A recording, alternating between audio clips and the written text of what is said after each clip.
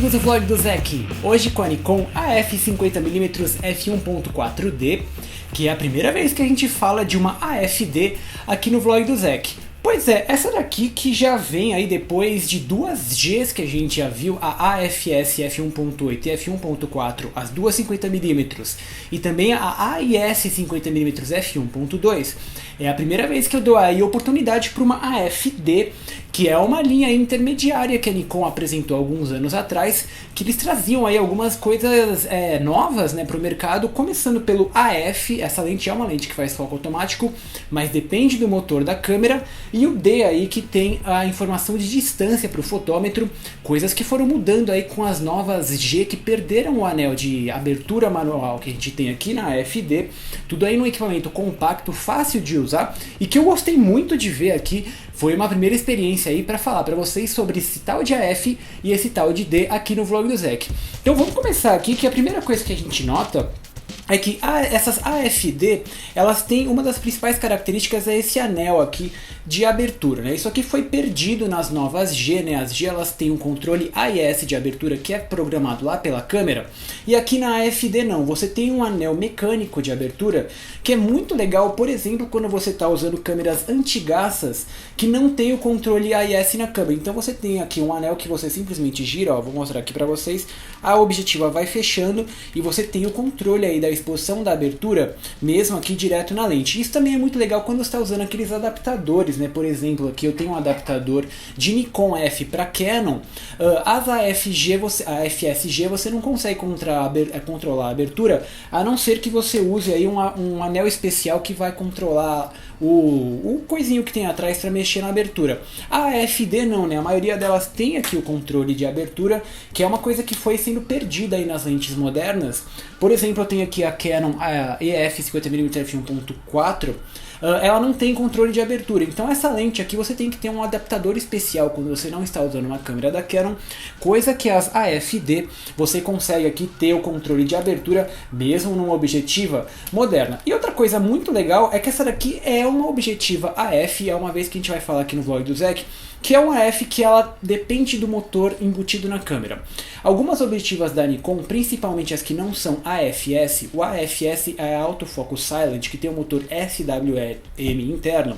As AF, elas dependem do motor de foco embutido na câmera. Isso hoje na era digital está aí designado principalmente para as full frames, todas as full frames digitais têm, e a D7000 também é uma APS-C que tem um motor embutido de foco. As compactas D6, D60, D5000 e alguma coisa, e D3000 e alguma coisa, que são as APS-Cs de entrada, não tem o motor de foco embutido. Então nesse caso, mesmo essa daqui sendo uma AF, você só vai ter o controle mecânico do foco, que é um foco manual, e eu não vejo aí como um grande problema considerando outras qualidades óticas do equipamento. E vocês que estão comprando uma Prime, vocês aí já estão, né, querendo experimentar a abertura, profundidade de campo e mais luz no sensor. O foco automático, aliás, o foco manual é só mais uma etapa aí, eu não vejo coisa contra. Mas se você tiver um corpo compatível, eu, por exemplo, tenho aqui a nossa FX-D800Z da Nikon, vocês conseguem ver no mount dela que ela tem um screwdriver que indica que essa câmera tem um motor de foco embutido. Então é só a gente montar aqui a nossa AF 50mm f1.4, você consegue ver aí que a abertura fica aberta, liga a câmera e olha, essa daqui é uma objetiva que faz o foco automático dentro dessa câmera, tem o motor de foco da nossa AFD.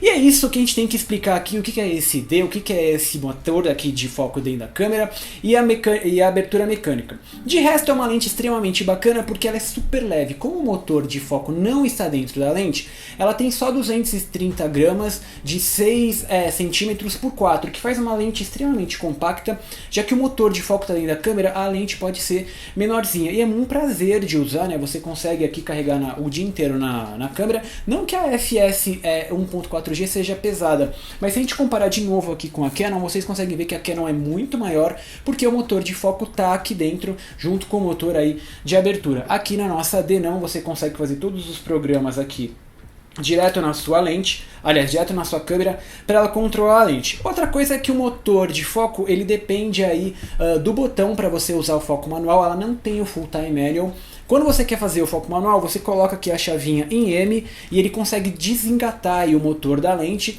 e você consegue aqui mexer manualmente o seu motor, você vê que é super suave, porque é a mesma peça do lado de dentro, então não tem nenhum atraso, nenhum lag, e tem até os hard stops aqui no infinito e também no foco mínimo, muito bacana aí para acelerar o trabalho. E o resto é straightforward, né? Não tem muito mais o que ver, que é uma lente super simples de usar. Nas digitais você não precisa usar aqui o controle de abertura, né? Você consegue deixar aí ele travado na abertura menor, que a câmera vai programar a sua abertura no mesmo sistema AES, que é mais preciso. E também o foco aqui no Casa D800, que tem um motor de foco embutido, ele é extremamente rápido, né? Ele consegue até ser um pouquinho mais rápido que a FS f1.4G. Eu gostei muito aqui, vai abrir espaço para próximas AFD, que a gente vai ver aqui no vlog do Zec. Que foto por foto, eu descobri aí que essa AFD, ela consegue um desempenho bacana nos sensores digitais, que a gente tem aí um desempenho clássico de uma fórmula duplo Gauss, sem nenhum elemento asférico e de alguma outro tipo de precisão, que são fotos muito bacanas mesmo em abertura máxima, que a gente tem sim aí uma qualidade de imagem fortíssima, né, com uma personalidade que eu raramente encontro nas Canon. São imagens com vinheta acentuada e desfoque muito suave que, embora não sejam perfeitas na qualidade ótica, com problemas de resolução e abertura máxima, blooming em CA axial, são imagens que transformam qualquer sujeito monótono num print interessante, seja por causa do contraste alto, das cores saturadas, enfim, eu sempre me impressiono com as primes da Nikon. Em f1.4, a f50mm-D entrega boa resolução no centro do quadro, mas uma perda de nitidez por causa do vazamento de luz em zonas de contraste, o nosso famoso blooming. Qualquer objeto com linhas definidas como arte, gráficos, paredes e a diferença de pretos e brancos acaba ganhando a aparência de um sonho, com uma névoa entre tons positivos e negativos que, embora não sejam feios, também não é desejável para trabalhos de precisão. Retratos, fotos com baixa profundidade de campo e detalhes até se salvam com os problemas de nitidez, mas não dá para fotografar paisagens detalhadas de cidades e natureza e esperar prints grandes nítidos totalmente aberta. Só lá em f5.6 e f8 que a resolução salta na tela e entrega de fato a razão de ser de uma Prime, com, para variar, as fotos mais nítidas do vlog do Zec por causa do sensor FX de 36 megapixels da D800Z. É inevitável moaré em detalhes finos com tanta resolução, mas vale totalmente a pena para explorar as capacidades técnicas que conseguimos até nas full frames 135 hoje em dia. Seria a abertura ideal se você tiver certeza que imprimirá as imagens e a clareza das fotos impressiona com tanto contraste. Defeitos cromáticos aparecem no desfoque em abertura máxima, com a notável bolha verde em pontos de luz, e as aberrações secundárias laterais que mostram bolhas roxas em objetos cromados. Eles vão melhorando até f4 e só aparecem em fotos específicas, mas, de novo, é algo a ser levado em consideração se precisar de arquivos perfeitos. O bacana é que a aberração cromática lateral primária não está presente, e mesmo nas bordas do quadro com contraste alto, eu não vi aquelas linhas verdes e roxas que sempre vemos nas zooms. É uma performance típica de fórmula duplo Gauss que estamos acostumados nessa distância focal. E por fim, a melhor característica é o desfoque acentuado dos 50mm, que é a maior razão de vocês insistirem em colocá-la no kit. Mesmo em distâncias modestas de foco, com 2 ou 3 metros a partir do sujeito, dá para desfocar o fundo e isolar o motivo do quadro. Não, o bokeh não é perfeito com as bolhas coloridas que eu citei, algumas linhas repetitivas e highlights com forma de disco em f1.4, mas vale sim como upgrade a f1.8 simplificada demais e com certeza serão arquivos impossíveis de reproduzir em formatos menores.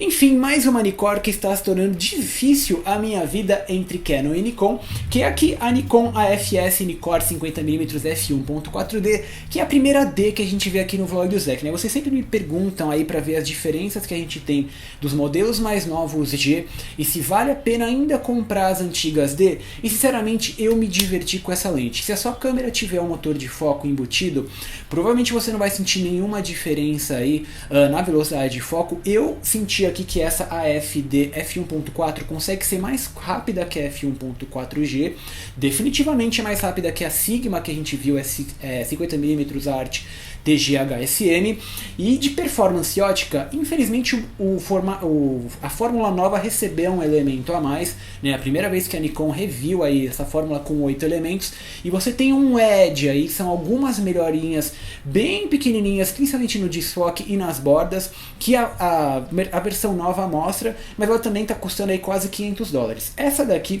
f1.4D, tem uma fórmula antigaça, mas que continua entregando muita coisa bacana aí. Você tem também diferença na abertura, mas por $299 eu não tenho como não me apaixonar. O foco foi uma maravilha, a abertura funciona automaticamente aqui nas Nikons digitais, e se você tiver aí com câmeras antigas ou adaptadores, os outros formatos, por exemplo, da Canon, você vai ter que comprar adaptador eletrônico. Essa daqui não, você tem o controle da abertura, que é sempre muito bacana de usar. E é isso, esse aqui é o vlog do Zek, os vídeos estão lá no YouTube e no Vimeo, eu estou sociável com vocês lá via Facebook e Twitter, as fotos estão no Flickr e no Tumblr. Não deixem de ler o artigo lá no blog do Zak. E eu quero mandar um abraço para todo mundo do Patreon. Vocês sabem que os vídeos estão sendo feitos para vocês. A gente teve aí algumas enquetes para saber o futuro aqui do vlog do Zak. A gente vai ver mais Canon e Tamron daqui para frente, e lá em setembro eu prometo voltar com muito mais Nikon. E é isso, me divertir com essa lente, tá difícil não me apaixonar e não deixar para trás as Canons, porque mesmo as Nikons aqui, essa daqui é uma objetiva de 95, é uma lente muito bacana até hoje em dia, e eu não tenho como deixar de recomendar para quem está fotografando. O beijo, o abraço, o humor de sempre.